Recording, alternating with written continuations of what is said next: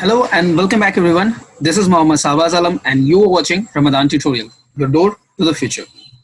आज का class discussion होने वाला है चैप्टर 13 वेरिएशन के पार्ट 4 पर। हम इंपॉर्टेंट एप्लीकेशन की सीरीज पे काम कर रहे हैं। हम लोगों ने वेरिएशन पे इससे पहले 3 वीडियोस में वेरिएशन के बेसिक्स को यानी कि डायरेक्ट वेरिएशन, इनवर्स वेरिएशन के बारे में जाना था। पार्ट 4 में आज हम लोग कुछ इंपॉर्टेंट एप्लीकेशंस को डिस्कस करेंगे। आई के बटन पे बाकी सारे वीडियोस का लिंक मिल जाएगा, काइंडली वहां कीजिए। तो चलिए आज का क्लास डिस्कशन स्टार्ट करते हैं। जिन 4 क्वेश्चंस को करने वाले हैं, चारों ही बहुत ही छोटे छोटे क्वेश्चंस हैं, लेकिन बहुत वाइटल है। कंसेप्चुअली अगर देखा जाए तो ये क्वेश्चंस ही आप लोगों को इस चैप्टर में समझाता है और क्वेश्चंस के लिए कहता है। फर्स्ट क्वेश्चन जो करने वाला हूं, ये मैं देख पा रहा हूं कि पेज नंबर 191 में दिया गया है। अगर आप लोग गणित प्रकाश की बुक फॉलो कर रहे हैं तो पेज नंबर 191 में एप्लीकेशन नंबर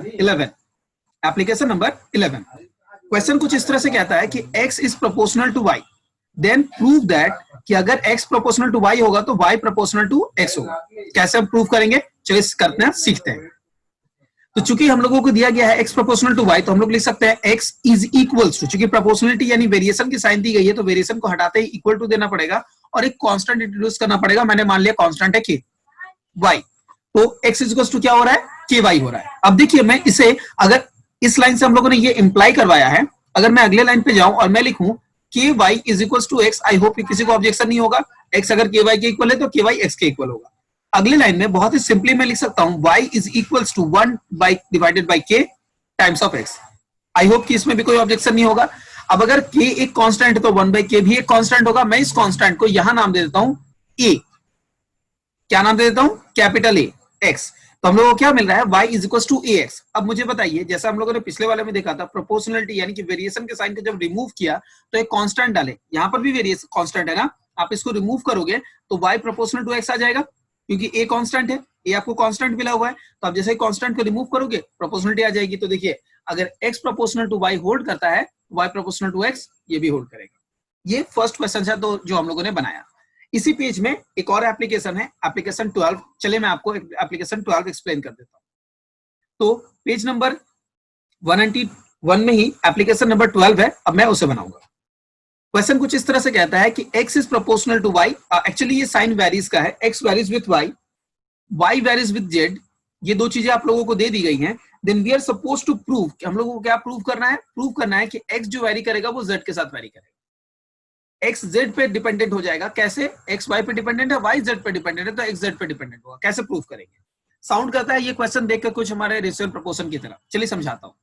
तो जैसे ही आपको इस क्वेश्चन को आपको फर्स्ट लाइन में देखना है, आप लिखोगे प्रोपोर्शनलिटी को इंट्रोड्यूस रिमूव करोगे तो इक्वल टू के बाद एक इंट्रोड्यूस करना होगा कांस्टेंट। मैंने a ले लिया, x is equals to ay। I hope कोई ऑब्जेक्शन नहीं होगा। y इज इक्वल्स टू, अब यहां पर सेम कांस्टेंट नहीं रह सकते, मैंने यहां पर दूसरा कांस्टेंट लिया bz। b मैंने कांस्टेंट लिया, z मैंने लिख दिया। अब दोबारा एक बार इस पर काम करते हैं। x इज इक्वल्स टू हमारे पास आया था ay और हमें पता है y की वैल्यू क्या है, y की वैल्यू है bz। y की वैल्यू कहां है, यहां पर है ना हमारे पास, वो मैंने यहां पर y की जगह पर पुट कर दिया। तो क्या हो गया, abz। तो हमें क्या मिल रहा है, x is equals to abz। अगर a कांस्टेंट है, b कांस्टेंट है, तो कांस्टेंट्स का प्रोडक्ट एक कांस्टेंट ही होगा। ये तो वेरिएबल नहीं बन सकता, कांस्टेंट ही रहेगा। तो इस पूरे कांस्टेंट को मैंने एक नया नाम दे दिया, फॉर एग्जांपल cz। नाम देना जरूरी नहीं है, बस समझाने के लिए कि ये कांस्टेंट है। तो आप देख पा रहे हैं कि x किस पे डिपेंडेंट हो गया, z पे डिपेंडेंट हो गया। आप क्योंकि एक c कांस्टेंट है, आप जैसे इसको रिमूव करोगे वेरिएस का साइन आ जाएगा। तो हम लोगों ने देखा x डिपेंडेंट अपॉन z, हम लोगों ने स्टैब्लिश किया। 2 एप्लीकेशंस हम लोगों ने किए हैं और 2 एप्लीकेशंस आज के क्लास में हम लोग करने वाले हैं, जो कि पेज नंबर 191 पे ही है। आई होप कि ये दोनों एप्लीकेशंस आपको अच्छे से समझ में आ गए होंगे। तो चलिए मूव करते हैं थर्ड एप्लीकेशन की तरफ। जब आप थर्ड एप्लीकेशन पे आओगे तो एप्लीकेशन नंबर 13 देख पा रहे हो। कुछ इस तरह से दिया गया है, x is varying with y। ये दे दिया गया है x is varies with y। आपको कह रहा है कि x plus y varies with x minus y. ये प्रूव कीजिए।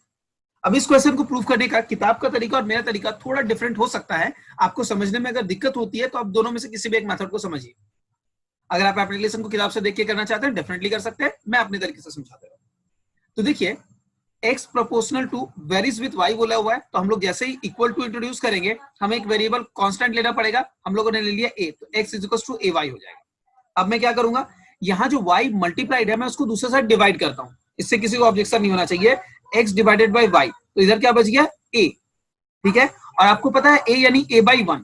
अब आप लोगों ने उम्मीद करता है कि आप लोगों ने chapter number 5 ratio and proportion पढ़ के रखा होगा, जिसमें हम लोगों ने कॉम्पोनेंटो डिविडेंडो इस्तेमाल किया था। तो चलिए वही करते हैं। कॉम्पोनेंटो डिविडेंडो में डिनोमिनेटर जो है वो न्यूमरेटर के साथ ऐड और सब्सट्रैक्ट होगा। न्यूमरेटर के साथ ऐड हो गया और न्यूमरेटर के साथ सब्सट्रैक्ट होगा, तो राइट हैंड साइड में वही होने वाला है। डिनोमिनेटर को न्यूमरेटर के साथ ऐड और न्यूमरेटर के साथ सब्सट्रैक्ट करेंगे। अब ये टोटल क्वांटिटी देखिए, ए कांस्टेंट है तो +1 करने पे भी कांस्टेंट रहेगा, -1 करने पे भी कांस्टेंट रहेगा। तो ये हमारे पास एक कांस्टेंट ही आया। तो हम लोग क्या देख पा रहे हैं, x + y जो हो रहा है ये हो रहा है constant times of x - y, right. अगर आप लोगों ने ये चीज देखा है तो आप लोग डेफिनेटली कह सकते हो कि चूंकि ये कांस्टेंट है, definitely x + y will varies with x - y without any objection. और हम लोगों ने अभी एप्लीकेशन नंबर 13 कंप्लीट कर दिया। 3 एप्लीकेशंस को करने के बाद, इससे पहले कि मैं नेक्स्ट एप्लीकेशन की तरफ बढ़ूं, आप सब लोगों से कहूंगा, अगर ये वीडियो आप लोगों को पसंद आ रहा है तो काइंडली इस वीडियो को लाइक कर दें और अपने मैक्सिमम फ्रेंड्स के साथ शेयर करें। We are the only channel right now who is doing mathematics classes for Hindi and English medium students.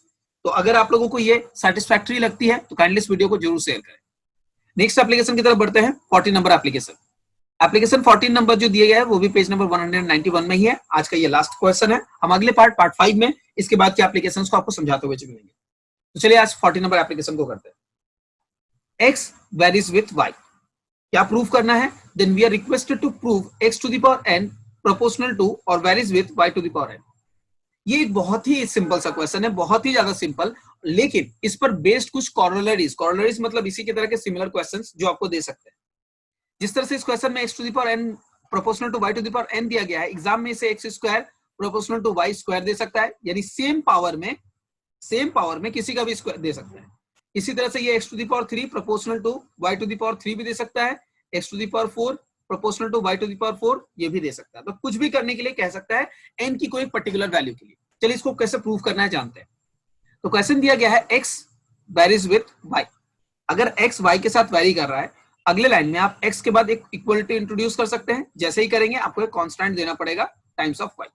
इसमें किसी को ऑब्जेक्शन नहीं होगा। अब जो मैं करने जा रहा हूं वो बहुत ही वाइटल स्टेप है, वो है मैं एक पावर रेज करने जा रहा हूं दोनों साइड में, ठीक है।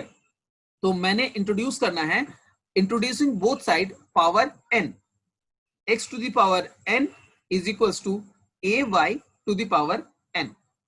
क्या होगा? इसका रिजल्ट हो जाएगा x to the power n और इसका रिजल्ट हो जाएगा a का power n into y to the power n, दोनों हो जाएगा। अब मुझे एक बात बताइए, अगर a कांस्टेंट है तो a का पावर कुछ भी करें वो कांस्टेंट ही रहेगा। फॉर एग्जांपल 2 आप लेते हैं तो 2 का पावर, 2 कांस्टेंट है तो 2 का पावर आप 4 लीजिए तो क्या होगा? 2 का पावर 4 16 हो जाएगा, वो भी कांस्टेंट रहेगा। तो कांस्टेंट का कोई भी पावर रेज कीजिए वो कांस्टेंट ही रहेगा, तो यानी कि ये कांस्टेंट है। और अगर ये कांस्टेंट है तो आप लिख सकते हैं x to the power n varies with y to the power n and hence proved। हम लोगों ने कर दिया प्रूव।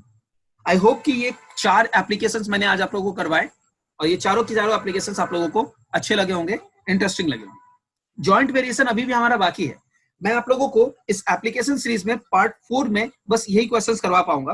पार्ट 5 में जब मैं आपको अगले वीडियो में मिलूंगा, एप्लीकेशन 15 के बाद ऑनवर्ड्स करूंगा। जॉइंट वेरिएशन के क्वेश्चंस आने वाले हैं, कुछ वर्ड प्रॉब्लम्स आने वाले हैं, सारे एप्लीकेशंस करवाए जाएंगे और उसके बाद हम एक्सरसाइज में जंप करेंगे। उम्मीद करते हैं आप हमारे साथ इसी तरह से बने रहेंगे, सारे क्वेश्चंस को इसी तरह से प्रैक्टिस करेंगे। आप देख रहे थे रमजान ट्यूटोरियल, मैं हूं मोहम्मद सावज आलम। वीडियो पसंद आने पर लाइक जरूर कर दें। Thank you so much, see you in the next class.